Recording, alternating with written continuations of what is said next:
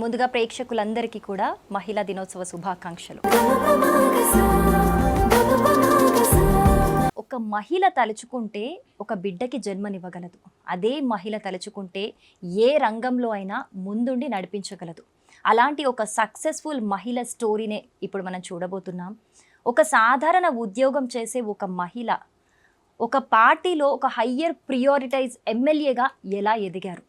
అలాంటిది ఒక communist area గల నల్గొండ జిల్లాలోని ఆలేరు నియోజకవర్గానికి ఎమ్మెల్యేగా, అంత గొప్ప ప్రియారిటీ ఎమ్మెల్యేగా అసలు ఎలా ఎదిగారు, ఆవిడ జర్నీ ఎలా ఉండింది, అలాగే ఆవిడ పర్సనల్ లైఫ్ అలాగే ఇటు ప్రొఫెషన్ లైఫ్ రెండిటి మధ్య డిఫరెన్స్ ఏంటి, అసలు ఆమె సక్సెస్ వెనుక ఉన్న స్టోరీ ఏంటి, ఇవన్నీ ఆవిడని అడిగి తెలుసుకుందాం. ఆవిడ ఎవరో కాదు, ఆలేరు ఎక్స్ ఎమ్మెల్యే గొంగిడి సునీత గారు. మరి లేట్ చేయకుండా ఆవిడతో మాట్లాడదాం. అమ్మ నమస్తే.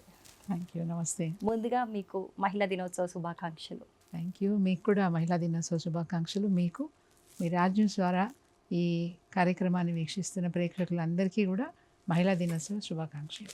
థ్యాంక్ యూ అమ్మ. అసలు ఈరోజు మహిళా దినోత్సవం సందర్భంగా మీలాంటి ఒక సక్సెస్ఫుల్ ఉమెన్ని ఇంటర్వ్యూ చేయడం చాలా హ్యాపీగా ఉంది. మాలాంటి వాళ్ళకి అవకాశం ఇస్తూ ప్రోత్సహిస్తున్నందుకు మీకు కూడా ధన్యవాదాలు తెలియజేస్తాను. ముందుగా అసలు ఒక సాధారణ ఉద్యోగం చేసుకునే ఒక మహిళ మీరు అంత గొప్ప ఎమ్మెల్యే స్థాయికి, ఎవరు ఊహించని స్థాయికి అసలు అంత గొప్పగా ఎదుగుతారని మీరు ముందు అనుకున్నారా? ఎప్పుడూ అనుకోలేదు. నేను బావిలో కప్పలాగా పెరిగాను చెప్పాలంటే. స్కూలు, ఇల్లు, ఆ తర్వాత కాలేజ్, హాస్టల్లో పాలిటెక్నిక్ కోర్స్ చేశాను హాస్టల్లో. ఆ తర్వాత ప్రైవేట్ రంగంలో ఉద్యోగం, నా ఇంట్లో ఉన్న ఆర్థిక పరిస్థితిని బట్టి ఆ రోజు ప్రైవేటు రంగంలో ఉద్యోగం చేస్తూ ఉండేదాన్ని. కరెస్పాండెన్స్ కోర్స్లో నేను గ్రాడ్యుయేషన్ చేశాను. సో ఆ పరిస్థితిలో పెళ్ళయింది. కాబట్టి ఎక్కడ కూడా నేను రాజకీయ రంగంలోకి వెళ్తాననే ఆలోచన కానీ అసలు అట్లాంటి తలంపు కానీ ఎప్పుడు కూడా లేదు. తర్వాత నా వివాహం జరిగింది ఒక కాంగ్రెస్ పార్టీ లీడర్తో జరిగింది. అంటే నేను పెళ్లి చేసుకున్నప్పటికీ మా వారు సింగిల్ విండో చైర్మన్గా, అంటే పిఎస్సిఎస్ చైర్మన్గా వారు అప్పటికీ ఉన్నారు.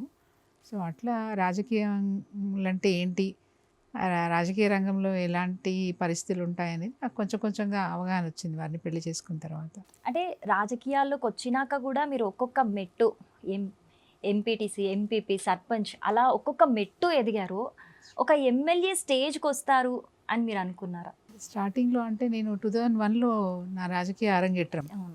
టీఆర్ఎస్ పార్టీ కొత్తగా రావటం, ఏప్రిల్ 27లో రావటం, ఆ తర్వాత చుట్టుపక్కల ఉన్న పరిస్థితులు, మా వారికి ఉన్న చుట్టుపక్కల పరిస్థితులన్నీ కూడా నన్ను రాజకీయాల్లోకి తీసుకొచ్చే విధంగా చేసినాయని చెప్పాలి. ఎందుకంటే ఆయన అప్పటికి 11 సంవత్సరాలు బ్లాక్ కాంగ్రెస్ ప్రెసిడెంట్గా పనిచేసినారు. అనేక ప్రయత్నాలు చేసినప్పటికీ తనకు రాజకీయంగా ఒక పదవి వచ్చే అవకాశం లేకుండే. సో అప్పుడున్న పరిస్థితుల్లో యారుగుట్ట మండలం ఎంపీపీ స్థానం మహిళకు రిజర్వేషన్ వచ్చింది. సో ఆ రిజర్వేషన్ ఆధారంగా నన్ను రాజకీయాల్లోకి తీసుకురావాలని వాళ్ళు ఆలోచించారు. సో వాస్తవంగా నేను రావడానికి ఇష్టపడలేదు, ఉన్న విషయం చెప్పాలంటే. బట్ అయినప్పటికీ ఆయన నన్ను ఒప్పించి రాజకీయాల్లోకి తీసుకొచ్చారు. కానీ రాజకీయాలకి అంటే ఇష్టం లేకుండా వచ్చినా, రాజకీయాల్లోకి వచ్చినాక ఎలా ఉండింది మీ అనుభవం? వచ్చిన తర్వాత నన్ను నేను ప్రూవ్ చేసుకోవాలనేది నాకు అనిపించింది. రెండవది, నా భర్తకున్న ఒక మంచి పేరుకు నేను అపప్రద తీసుకురావద్దు, తనకున్న ఒక మంచి పేరు నిలబెట్టే విధంగా నేను పనిచేయాలి, వీలైతే గౌరవాన్ని పెంచాలనే ఆలోచనతో నేను నా ప్రయాణాన్ని మొదలుపెట్టినాను. ఆ తర్వాత కేసీఆర్ గారి ప్రసంగాలు నన్ను ప్రభావితం చేసినాయని చెప్పవచ్చు. ఇప్పుడేమో మీరు ఇంత కూల్గా ఉన్నారమ్మా, చాలా చక్కగా మాట్లాడుతున్నారు. కానీ ఉద్యమం టైంలో మాత్రం మీ తరపున మీరు గొప్ప గొంతుగా వినిపించారు ఉద్యమంలో. ఇప్పుడు చూస్తుంది అసలు ఆ సునీత గారేనా అని అనిపిస్తుంది. మరి ఉద్యమంలో మీ పాత్ర గురించి చెప్తారు? మనకు తప్పదమ్మా, అంటే సిచ్యుయేషన్ని బట్టి మనము మార్చుకోవాలి, మన ఆహార్యాన్ని మార్చుకోవాల్సిన అవసరం ఉంటుంది. తల్లిగా ఉండే పాత్ర వేరు, చెల్లగా ఉండే పాత్ర వేరు. అదేవిధంగా రాజకీయాల్లోకి వస్తే మన పాత్ర వేరుగా ఉంటుంది, ఉద్యమంలో ఉన్నప్పుడు మన పాత్ర వేరుగా ఉంటుంది. సో ఎక్కడ ఏ రంగంలో ఉన్నా, ఎలాంటి పరిస్థితిలో ఉన్నా ఆ పరిస్థితి తగ్గట్టుగా మోల్డ్ అయ్యే తత్వం సహజంగానే స్త్రీకి ఉంటుంది. సో ఆ పాత్రకు తగ్గట్టుగా మనల్ని మనం మలుచుకొని ముందుకు పోతేనే మనం రాణించగలుగుతాం. ఎవరో వచ్చి మనల్ని ఉద్ధరిస్తారనే మాట అవాస్తవం. మనకు అవకాశం వచ్చినప్పుడు అవకాశాన్ని సద్వినియోగం చేసుకొని ఆ పాత్రకు తగ్గట్టుగా మనల్ని మనం మలుచుకొని రాణించడానికి ప్రయత్నం చేయాలని నేను అనుకుంటాను. అలాగే మీరు ఎలా దగ్గరయ్యారు కేసీఆర్ గారికి? ఎలా ఉంటుంది కేసీఆర్ గారితో మీ అనుబంధం? నన్నైతే బిడ్డ అని పిలుస్తారు. నేను ఎప్పుడు మర్చిపోను. అన్ని సందర్భాల్లో కూడా నన్ను ప్రోత్సహించేవారు. ఇది బాగా చేయగలుగుతావు, ఇక్కడికి వెళ్ళి సొంత నీకు ఏమైనా కష్టం అనిపిస్తే నాకు చెప్పు, నేను చూసుకుంటా అని చెప్పి నాకు బాధ్యతలు కూడా అప్పచెప్పిన సందర్భాలు చాలా ఉన్నాయి. ఒక బిడ్డకి జన్మనిచ్చే ఎంతటి వాణ్ణి చేయగలదు ఒక మహిళ. అలాంటి ఒక మహిళ ఏ రంగంలో అయినా ఎక్కడైనా ఏదైనా చేయగలదు అని చెప్తూ ఉంటారు. మనకు ఎంత సహనం ఉంటుందో అంతగా పోరాటం చేసే పటిమ కూడా మనలో ఉంటుంది. సందర్భాన్ని బట్టి దాన్ని వాడతాం. సందర్భాన్ని బట్టి దాన్ని వాడతాం. కోపము రావచ్చు, అంతే శాంతంగా కూడా మనం ఉండే అవకాశం కూడా ఉంటుంది.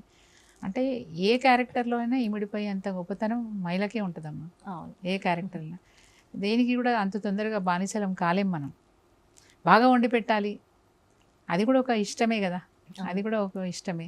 పిల్లల్ని బాగా చూసుకోవాలి, అది కూడా ఒక ఇష్టమే. మంచి కోడలుగా పేరు తెచ్చుకోవాలి, మంచి అత్తగా పేరు తెచ్చుకోవాలి, సొసైటీలో ఒక మంచి మహిళగా పేరు తెచ్చుకోవాలి. ఏ రంగంలో అవకాశం వచ్చినా ఆ రంగంలో నన్ను నేను ప్రూవ్ చేసుకోవాలనుకోవడం నిజంగా మహిళలకు ఉండే ఒక మంచి గొప్ప అంశం అది. కానీ అవకాశాలు రాకపోవడం, వివక్షకు గురవటం అనేది మన పట్ల శాపంగా మారింది. అలాగే మీరు 2014లో ఆలేరు నియోజకవర్గం నుంచి మొదటిసారిగా ఎమ్మెల్యేగా పోటీ చేశారు. చాలా మెజారిటీతో, గొప్ప మెజారిటీతో గెలిచారు మీరు. ఆ తర్వాత మళ్ళీ పోటీ చేసినప్పుడు కూడా మళ్ళీ మీరే గెలిచారు.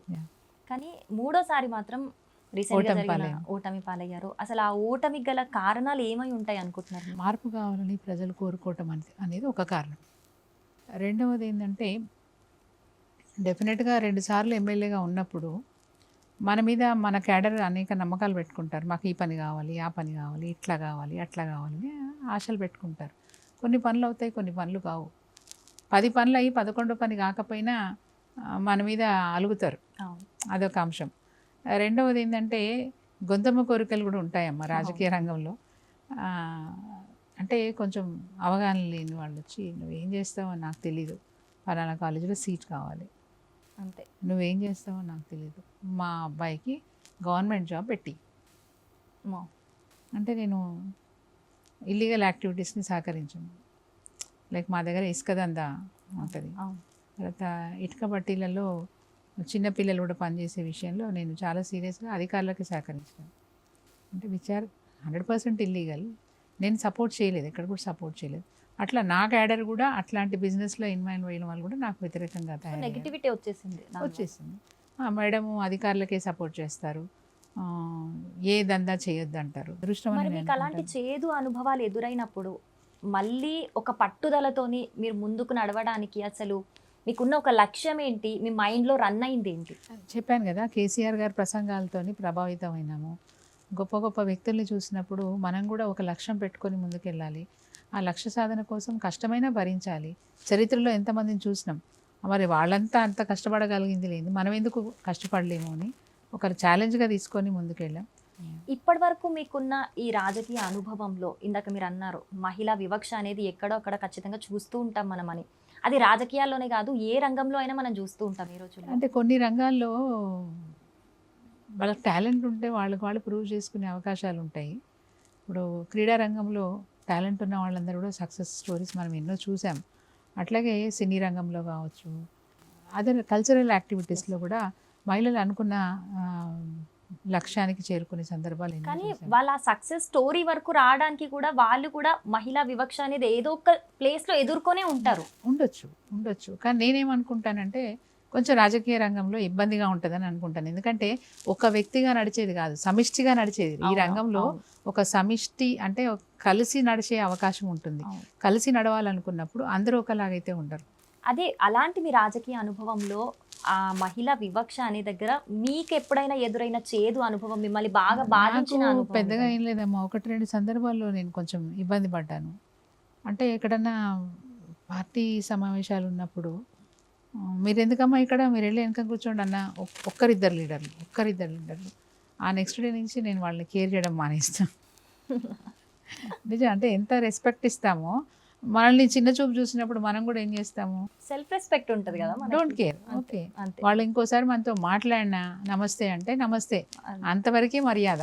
ఆ తర్వాత వాళ్ళు చెప్తే వినాల్సిన అవసరం నాకు లేదనుకుంటాను.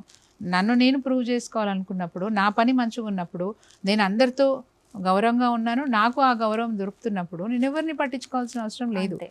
మొన్న రీసెంట్గా జరిగిన ఎన్నికలప్పుడు 2023లో ఆఖరి నిమిషం వరకు అందరూ కూడా కేసీఆర్ గారే మన సీఎం, ఎమ్మెల్యే మాత్రమే మారుతారు. ఈ ఒక ఒపీనియన్ వల్లే మనకి కంప్లీట్గా అధికారమే చేంజ్ అయిపోయింది, పార్టీ చేంజ్ అయిపోయింది. అయినా సరే కేసీఆర్ గారే మాకు ఇప్పటికీ సీఎం అని ఎంతో మంది ప్రజలు ఎన్నో ఇబ్బందులు పడుతున్న సిచ్యువేషన్స్, ఎంతో మంది మీడియా ముందుకు వచ్చి కూడా మాట్లాడుతున్న సిచ్యువేషన్స్ ఉన్నాయి. సో దాని పట్ల మీరేమంటారు? చేంజ్ వస్తుందని ఎవరు అనుకోలే, ఇంత మార్పు వస్తుందని ఎవరు అనుకోలే. మళ్ళీ ముఖ్యమంత్రి గారు అంటే కేసీఆర్ గారే ఉంటారనేది ప్రజల ఒక విశ్వాసం ఉండే. బట్ ఆ రోజు ఒక వారం రోజుల ముందు ప్రజలు కూడా టెంప్ట్ అయిపోయారు. కేసీఆర్ గారి కంటే ఇంకా ఎక్కువ పథకాలు తీసుకొస్తున్నారు, ఇంకా ఎక్కువ బెనిఫిట్స్ మనకు వస్తున్నాయి అన్నప్పుడు ప్రజలు ఏం ఆలోచించారంటే ఈసారికి మనం వేరే వాళ్ళకు ఓటేద్దాం, ఈ ఒక్కసారికి వేరే వాళ్ళకు ఓటేద్దాం, ఏదేమైనా కేసీఆర్ గారే ముఖ్యమంత్రిగా ఉంటారు కదా, అవకాశం ఇచ్చి చూద్దాం, చూద్దాం అనేది కొంత వచ్చింది. కానీ మనం ఇంత వ్యతిరేకత చూస్తున్నా కూడా మళ్ళీ వచ్చేది మా ప్రభుత్వమే అని ఒక పక్క కాంగ్రెస్ వాళ్ళు మాట్లాడేది చూస్తున్నాం. ఇంకో పక్క బీజేపీ వాళ్ళు ఈసారి బీఆర్ఎస్ పార్టీ అధికారంలోకి వచ్చే ప్రసక్తే లేదు, మా గవర్నమెంటే అధికారంలోకి వస్తుంది అని చెప్పి వాళ్ళ ధీమా వ్యక్తం చేస్తున్నారు. వాళ్ళ పార్టీ బలాన్ని పుంజుకోవాలన్నప్పుడు, వాళ్ళ క్యాడర్లో ఒక జోష్ నింపాలనుకున్నప్పుడు, ఒక ఆత్మస్థైర్యాన్ని నింపాలనుకున్నప్పుడు మళ్ళీ మనమే అధికారంలోకి వస్తామని బీజేపీ చెప్పుకోవచ్చు, కాంగ్రెస్ కూడా చెప్పుకోవచ్చు, బీఆర్ఎస్ కూడా అదే చెప్పుకుంటుంది. బట్ ప్రజలే కదా అంతిమంగా నిర్ణయం తీసుకునే వాళ్ళు, ప్రజలే. సో ప్రజలు మా వైపున ఉన్నారని మేము అనుకుంటున్నాం. అంటే గతంలో కేసీఆర్ గారి పాలన ఎలా ఉందో ప్రజలు గమనించినారు. ఒకటి అడగదలుచుకున్నానమ్మా, మరి కేసీఆర్ గారు ముఖ్యమంత్రిగా పదవి బాధ్యతలు నుంచి విరమించిన తర్వాత వారు వెళ్తూ ఎక్కడైనా స్విచ్ ఆఫ్ చేశారా? ఎందుకు పవర్ ప్రాబ్లం వస్తుంది? వారు ఉన్న రోజులైతే 24 గంటలు కరెంట్ ఇచ్చాము, అన్ని అవసరాలకు ఇచ్చినాము. అది ఇండస్ట్రీస్ కావచ్చు, కమర్షియల్ కావచ్చు, డొమెస్టిక్ కావచ్చు, వ్యవసాయ రంగానికి రైతులకు 24 గంటలు కరెంట్ ఇచ్చాము అని రైతులకి ఉచిత కరెంట్ ఇచ్చినాము. ఎక్కడ లో వోల్టేజ్ లేదు. ఎంత మార్పు వచ్చిందంటే మోటార్ మెకానిక్స్ అంతా కూడా వాళ్ళ షాపులు బంద్ చేసుకునే పరిస్థితికి వచ్చింది. ఇప్పుడు మళ్ళీ మోటార్ మెకానిక్స్కి బాగా గిరాకీ వచ్చింది. అంటే రైతులకు ఇస్తున్న కరెంట్లో నాణ్యత లేకపోవడం, లో వోల్టేజ్ రావటం వల్ల మోటార్లు కాలిపోతూ ఉన్నాయి. ఒక వ్యవసాయ రంగం కుంటుపడింది అంటే కంప్లీట్గా గ్రామీణ ప్రాంతాల్లో ఉపాధి అవకాశాలు కుంటుపడిపోయినాయి అని చెప్పాలి. ఎందుకంటే ఒక వ్యవసాయ రంగం మీద ఆధారపడే కులాలు, ఆధారపడే ప్రజలు ఎక్కువ మంది ఉంటారు. నారు వేసే విషయం కావచ్చు, ప్రతి విషయంలో మనుషులు అవసరమే కదా. సో ఆ విధంగా ప్రజలకి అనేక మందికి వ్యవసాయ రంగం బాగుండడం వల్ల ఎంప్లాయ్మెంట్ దొరికేది, ఉపాధి బాగా దొరికేది. ఇప్పుడు ఏమి పని లేకపోతే ఏం జరుగుతుందమ్మా? రాను గొడవలు, కొట్లాటలు, దొమ్మీలు, దోపిడీలు, దొంగతనాలు ఇవే జరుగుతాయి కదా. ఇవే జరుగుతాయి. టైంపాస్ కానీ కుర్రవాళ్ళు ఏం చేస్తారు, మగపిల్లలు ఏం చేస్తారు? పాన్ పరాగులు తినడం, సిగరెట్లు తాగడం, ఇట్లాంటి మాదక ద్రవ్యాలకు వాళ్ళు బానిసలు కావడం. ఆ తర్వాత ఆడపిల్లలు వెళ్తుంటే వస్తుంటే ఎలాంటి చూపులు చూస్తారు, ఎలాంటి మాటలు మాట్లాడతారు. కంప్లీట్గా లా అండ్ ఆర్డర్ అనేది కంట్రోల్లో లేకుండా పోతుంది. అట్లాంటి పరిస్థితులు. రాజకీయాల్లో మహిళల పర్సెంటేజ్ అనేది ఇంతకు ముందు కన్నా చూసుకుంటే మీరు అన్నట్టు తెలంగాణ వచ్చినాక ఎక్కువగా కనిపిస్తుంది, చాలా కనిపిస్తుంది. అండ్ నేను గర్వంగా చెప్తాను, కేసీఆర్ గారు కూడా మంచి నిర్ణయాలు తీసుకున్నారు. అంటే సరే అసెంబ్లీలో కానీ పార్లమెంట్లో కానీ 33% రిజర్వేషన్ కోసం కొట్లాడడం అనేక సంవత్సరాలుగా ఆ పోరాటం జరుగుతుంది. అనేక మంది మహిళా నాయకురాలు దేశవ్యాప్తంగా పోరాటం చేసినారు. చివరికి అది ఒక చివరి దశకు వచ్చింది, సక్సెస్ అయ్యాం. కానీ ఒక్క మాట నేను చెప్తాను, ఈ డిఫరెన్స్ అనేది మీకు తెలియాలి. ఎమ్మెల్యేగా గతంలో పనిచేసిన వ్యక్తి యొక్క భార్యనే రేపు మళ్ళీ ఎమ్మెల్యేగా నిలబడతారు. ఎందుకంటే రాజకీయాల్లో మహిళల సంఖ్య చాలా తక్కువ. రేపు పార్లమెంట్ మెంబర్గా అవకాశం వచ్చినా అంటే ఇంతకుముందు ఎంపీగానో ఎమ్మెల్యేగానో ఒక పార్టీ నాయకుడిగా ఉన్న వ్యక్తినే వాళ్ళ భార్యను తీసుకొచ్చి పెడతారు, వాళ్ళ అమ్మని తీసుకొచ్చి పెడతారు, వాళ్ళ కూతురుని తీసుకొచ్చి పెడతారు. స్వతంత్రంగా ఎదిగే అవకాశాలు ఎప్పుడూ ఏ రాజకీయ పార్టీ ఇవ్వలేదని నేను అనుకుంటాను. ఈరోజు అవకాశం టీఆర్ఎస్ పార్టీ ఇచ్చింది, కేసీఆర్ గారు ఇచ్చారని చెప్తున్నాను. ఎందుకంటే నామినేటెడ్ పోస్ట్లో మాకు 33% రిజర్వేషన్ కల్పించిన ఏకైక ప్రభుత్వం ఈ దేశంలో కేసీఆర్ గారి ప్రభుత్వం. అదేవిధంగా స్థానిక సంస్థలలో వార్డు మెంబర్ నుంచి మొదలు పెట్టుకుంటే మున్సిపల్ కౌన్సిలరు, కార్పొరేటరు, మేయరు, జిల్లా పరిషత్ చైర్మన్ వరకు కూడా అన్ని అంటే ఈ వ్యవస్థలలో 50% రిజర్వేషన్ కల్పించింది కేసీఆర్ గారు. ఏం జరుగుతుంది అంటే నన్ను చూసుకుంటే నేను ఎంపీపీగా నాకు అవకాశం వస్తే నేను పనిచేశాను.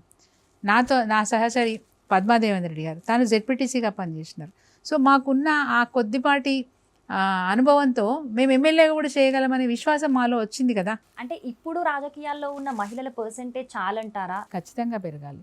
పెరిగినప్పుడే న్యాయం జరుగుతుంది. సమానంగా రావాలని నేను అనుకుంటాను. సమానంగా రావాలి. మీకు ఒక మాట చెప్తాను. ఇప్పుడు స్థానిక సంస్థలలో సర్పంచ్ల విషయానికి వస్తే ఒక జిల్లాలో సపోజ్ మొత్తం కలిపితే 1200 మంది సర్పంచ్లు ఉన్నారు. సో 50% రిజర్వేషన్ అన్నప్పుడు 600 మంది అనుకుందాం. కానీ మీరు గమనించండి, ఎక్కడైనా లెక్కలు తీసి గమనించండి, 600 మంది లేరు సర్పంచ్లు. 610, 615, 620 ఇట్లా ఉన్నారు. అంటే 51% వరకు కూడా వచ్చినారు. అంటే అవకాశం ఇస్తే తనని తాను ప్రూవ్ చేసుకొని మళ్ళీ ఎన్నికలు వస్తే, జనరల్ వస్తే కూడా మహిళ పోటీ చేసే పరిస్థితి వచ్చింది. ఇప్పుడు నేను చెప్తున్నాను, ఛాలెంజ్ చేసి చెప్తున్నాను, 33% రిజర్వేషన్ వచ్చినప్పటికీ రేపు భవిష్యత్తులో 33% మాత్రమే సీట్లు గెలుచుకోరు. తప్పకుండా 40% వరకు రేపు రిజల్ట్స్ వస్తాయి. మహిళలు 40% సీట్లు గెలుచుకునే అవకాశం ఉంటుంది. సో అట్లాంటి పరిస్థితులు రాబోయే కాలంలో తప్పకుండా చూస్తాం. అన్ని రంగాల్లో ఉన్నారు మహిళలు. సో రేపు భవిష్యత్తులో రాజకీయ రంగంలో కూడా ఒక మంచి స్థాయికి చేరుకుంటారని నేను అనుకుంటాను. అలాగే అమ్మ, మీరు ఇప్పటి వరకు ఇంత జర్నీలో మీకు ఎప్పుడైనా సరే ఏదైనా వెనుదిరిగినప్పుడు, ఏదైనా చేదు అనుభవం అనిపించినప్పుడు మీరు మళ్ళీ ముందుకు వెళ్ళడానికి మిమ్మల్ని మోటివ్ చేసేది ఎవరు, మోటివేషన్ ఇచ్చేది ఎవరు, మీకు అంత సపోర్ట్గా ఉంది ఎవరు ఇప్పటి వరకు? ఫస్ట్ పర్సన్ నా భర్త. ఇట్స్ ఓకే, జరుగుతూనే ఉంటాయి, ఇట్లాంటివి జరుగుతూనే ఉంటాయి, మనం ఆగొద్దు, ముందుకు పోతూనే ఉండాలి అని ఫస్ట్ పర్సన్ అయితే నా భర్త, చెప్పక తప్పదు. నేను రాజకీయాల్లోకి రావడానికి రీజన్ ఆయన వచ్చిన తర్వాత కూడా నాకు ఫుల్ సపోర్టు. కాకపోతే నా విషయంలో అది జరిగినప్పటికీ చాలా వరకు రాజకీయ రంగాల్లో, ఇందాక నేను చెప్పాను, రాజకీయ రంగంలోనే గుర్తింపు తక్కువ ఉంటుంది మహిళలకి అన్నాను. ఎందుకు ఆ మాట అన్నాను అంటే, ఎంత స్వతంత్రంగా ఎదిగినా, ఎంత కష్టపడ్డా, ఎంత మంచి పేరు తెచ్చుకున్నా, ఏ స్థాయికి వెళ్ళినా వాళ్ళ నాన్న వల్ల, వాళ్ళ భర్త వల్ల ఇలాంటి మార్క్ మాకు తప్పకుండా పెడతారు. ఇప్పుడు అన్నైనా చాలామంది ఏమంటారంటే, సునీత అదృష్టవంతురాలు, దాదాపు సగం పని మహేందర్ రెడ్డి చేస్తారని చెప్తారు. వారు నిజమే, వారు ఎంత పని చేసినా నేను పని చేసింది కూడా గుర్తించాలి కదా. మీరు సర్పంచ్ ఉన్నప్పుడు కూడా ఎన్నో ఎదుర్కొని ఉంటారు. మీకు మాట చెప్పినా లేదు, మా సర్పంచ్ విషయంలో కానీ ఎంపీపీ స్థాయిలో ఉన్నప్పుడు, నేను ఎమ్మెల్యేగా ఉన్నప్పుడు ఎక్కడ కూడా అఫీషియల్ మ్యాటర్స్లో మహేందర్ రెడ్డి గారు పట్టించుకోరు.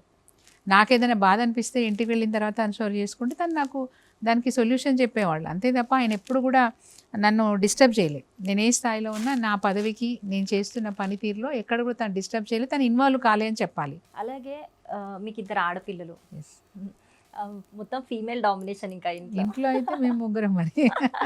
అయితే మీరు ఒక ఎమ్మెల్యే అయ్యి ఒక నియోజకవర్గానికి అందరికీ అమ్మ అయ్యారు, ఇంట్లో 2 ఆడపిల్లలకి అమ్మ.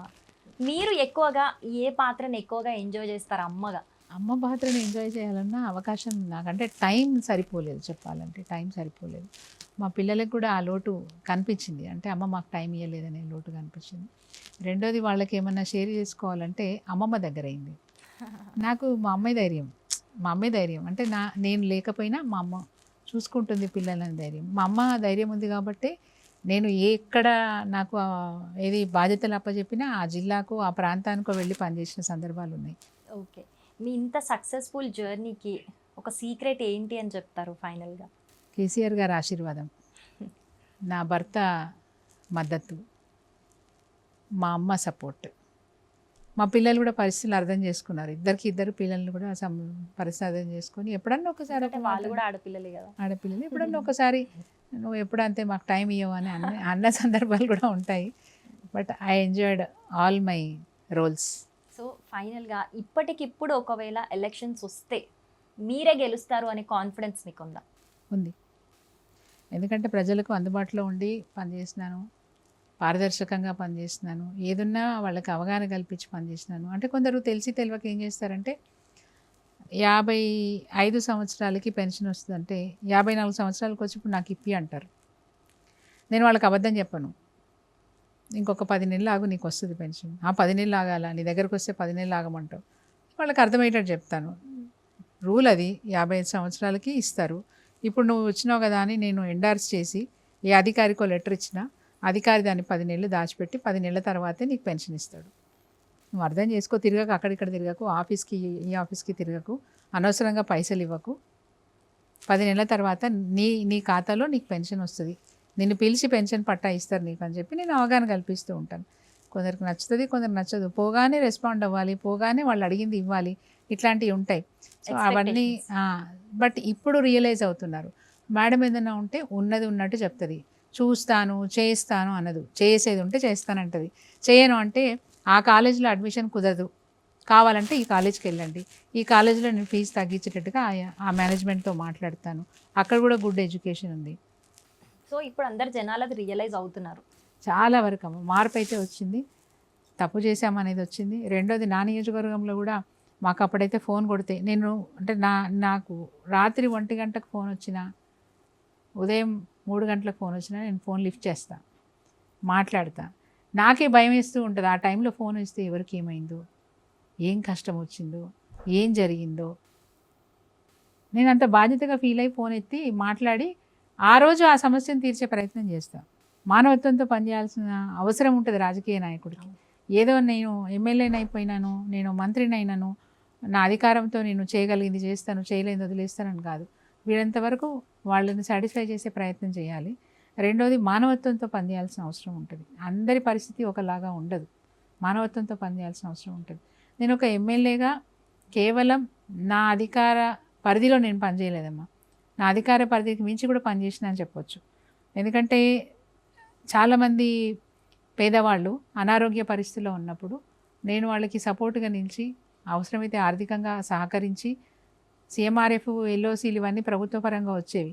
అవి రాని వాటికి కూడా నేను పర్టికులర్గా హాస్పిటల్కి వెళ్ళి అక్కడున్న యాజమాన్యంతో మాట్లాడి, డాక్టర్స్తో మాట్లాడి వాళ్ళకి మారల్ సపోర్ట్ ఇవ్వడమే కాకుండా హాస్పిటల్ వాళ్ళని రిక్వెస్ట్ చేసి వాళ్ళంతా పెట్టుకోలేరండి, మీరు వీలైనంత సహాయం చేయండి అని చెప్పి ఆ కుటుంబానికి నేను అండగా నిలబడ్డ సందర్భాలు చాలా ఉన్నాయి. అదేవిధంగా డయాలసిస్ సెంటర్ అనేది నేను నా దగ్గర పెట్టుకున్నాను. అంటే ప్రభుత్వ పరంగా జిల్లాకు ఒకటి పెట్టాలని ఆలోచన చేస్తున్నారు. నేను ప్రభుత్వాన్ని అడగడం జరిగింది. అప్పుడు భువనగిరిలో పెడతానన్నారు. నా నియోజకవర్గం భువనగిరి నుంచి చూసుకుంటే మరి ఒక సైడ్ 50 కిలోమీటర్స్ ఉంటుంది, ఇంకో సైడ్ 40 కిలోమీటర్స్ ఉంటుంది. నా నియోజకవర్గంలో డయాలసిస్ పేషెంట్ చాలామంది ఉన్నారు. వాళ్ళ విషయాలు విన్నప్పుడు నెలకి 50,000 ఖర్చు వస్తుంది వాళ్ళకి, నెలకు 50,000 ఖర్చు. ఒకవేళ డయాలసిస్ ట్రీట్మెంట్ ఆపేస్తే అతని జీవితం మర్చిపోవాలి, మనం అతని లైఫ్ మర్చిపోవాలి. అట్లాంటి పరిస్థితులు ఉంటాయమ్మా డయాలసిస్ పేషెంట్లు. నాకు ఒక పట్టుదల, ఎట్లయినా సరే నా నియోజకవర్గంలో ఉన్న వాళ్ళకి ఉచితంగా డయాలసిస్ ట్రీట్మెంట్ ఇవ్వాలనే పట్టుదలతోని నేను ఆలేరులో ఒక డయాలసిస్ సెంటర్ పెట్టాను. ఈరోజు నేను గర్వంగా చెప్తున్నాను, 130 మందికి నేను ఫ్రీగా డయాలసిస్ ట్రీట్మెంట్ ఇస్తున్నాను. ఫ్రీగా అంటే నెలకు 50,000 రూపాయలు పరోక్షంగా నేను సహాయం చేస్తున్నానని చెప్తున్నాను. అంటే ఇప్పుడిప్పుడే కెరియర్ స్టార్ట్ చేస్తూ ఒక ఉమెన్ సక్సెస్ఫుల్గా లైఫ్ లీడ్ చేయాలి అని అంటే వాళ్ళకి మీరు ఇచ్చే సజెషన్ ఏంటి ఫైనల్గా? మహిళలకి మిమ్మల్ని మీ గురించి మీరు ఆలోచించాలి, మీ మీద మీరు శ్రద్ధ పెట్టాలి. ఈ పూటకి నేను తినకపోతే ఏంటి, మా పిల్లవాడికి కొంచెం దాచిపెట్టి పెడతాను అని ఒక త్యాగం వెనుక నీ ప్రేమ ఉంది, నీ పిల్లల పట్ల నీకున్న శ్రద్ధ ఉంది. కానీ నిన్ను నువ్వు అలక్ష్యం చేసుకుంటే, నిన్ను నువ్వు నిర్లక్ష్యం చేసుకుంటే రేపు పిల్లలు బాధపడతారు. నీ ఆరోగ్యం దెబ్బతింటే నీ పిల్లలు బాధపడతారు. ఫస్ట్ నీ ఆరోగ్యానికి ప్రాధాన్యత ఇవ్వు. నువ్వు ఆరోగ్యంగా ఉంటే ఇల్లు బాగుంటుంది. ఆరోగ్యమే మహాభాగ్యం అన్నారు. ఆరోగ్యం ఉంటే సంపద ఉన్నట్టే ఇంట్లో. సో ఫస్ట్ నువ్వు ఆరోగ్యంగా ఉండు, తర్వాత నీ పిల్లలు కానీ నీ కుటుంబం కానీ ఆరోగ్యంగా ఉండే పనులు నువ్వు చేయగలుగుతావు. నీ ఆరోగ్యాన్ని కనుక నువ్వు నిర్లక్ష్యం చేస్తే నీ కుటుంబం సఫర్ అవుతుందనే విషయాన్ని ఫస్ట్ మహిళలు గుర్తుపెట్టుకోవాల్సిన అవసరం ఉంది. రెండోది, ఎవరేం మాట్లాడినా ఎవరేం చెప్పినా నీకంటూ ఒక టాలెంట్ ఉంది, అది నీకు తెలియకపోవచ్చు. నీ టాలెంట్ని నువ్వు వెతికే ప్రయత్నం చెయ్యి, నీలో ఉన్న టాలెంట్ని నువ్వు వెతికే ప్రయత్నం చేయి. నీకు శక్తి ఉంది, ఆ శక్తిని బయటకు తీసే ప్రయత్నం చేయి. ఇంట్లో వాళ్ళు సహకరించే సమాజం సహకరిస్తుంది, సమాజం కాదు నీ పిల్లలు కూడా సహకరించే అవకాశం ఉన్నది, నీ తల్లిదండ్రులు సహకరించే అవకాశం ఉన్నది. సో అన్నిట్లో నీకు అనుకూలమైనటువంటి వాతావరణాన్ని ఏర్పరచుకునే ప్రయత్నం చేయండి. ఓకే అమ్మ, ఈ మహిళా దినోత్సవం సందర్భంగా ఎన్నో విషయాలు మాతో షేర్ చేసుకున్నారు. Thank you so much. ఒక నియోజకవర్గానికి అమ్మ అయ్యారు, అలాగే ఒక గొప్ప మహిళ అయ్యారు. పేదలందరికీ హెల్ప్ చేస్తూ, మీరు అదే విధంగా అందరికీ హెల్ప్ చేస్తూ మీరు అనుకున్నవన్నీ నెరవేరాలని కోరుకుంటున్నాను. నమస్తే. Thank you. అందరి సపోర్ట్తో ఇక్కడ వరకు వచ్చాను. భవిష్యత్తులో కూడా అందరి సహకారం ఉంటుందని, ఆశీర్వాదం ఉంటుందని భావిస్తాను. Thank you. సో చూశారు కదా సునీత గొంగిడి గారి సక్సెస్ఫుల్ స్టోరీని. ఆవిడ ఎన్నో అనుభవాలని మనతో పంచుకున్నారు. సో ఇది ఇవాల్టి మహిళా దినోత్సవం స్పెషల్ ఇంటర్వ్యూ. నమస్తే.